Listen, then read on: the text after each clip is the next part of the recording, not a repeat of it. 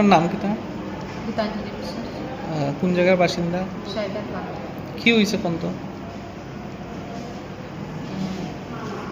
30শে June মঙ্গলবার রাতে আমার পাশের বাড়ির শিবেন্দু দাস আমার সুরত দেওয়ার নারদ দাসের সাথে একটু কথা কাটাকাটি হয় সন্ধ্যা 7টা নাগাদ। কি বিষয় নিয়ে?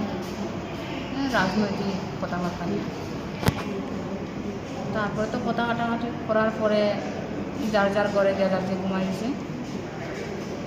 রাত্রে 1টা নাগাদ আমার স্বামী বাইরে গেছে, যে শৌচালয়ে গেছে, ফেরার পথে তখন গড়ে আইয়া লুকায় রয়েছিল হয়তো শিবেন্দু দাস। তারপর আসার পথে দা দিয়ে কূপ দেয় রাত্র 1টা নাগাদ। রাত 1টা নাগাদ। তো 1 লাগাতার 6-7টা কূপ দেয়, তারপরে মারাত্মক আঘাত হয়। তারপর আমরা থানা কল করার পরে থানা যাওয়ার পরে আমরা আমার স্বামীকে নিয়ে প্রতিগ্রায় হসপিটালে আসি। এমনি তাই সেলাই টেলাই লাগছে না? 20টা সেলাই লাগছে। আর এমনি কেন মারছে হঠাৎ করে এখন তো?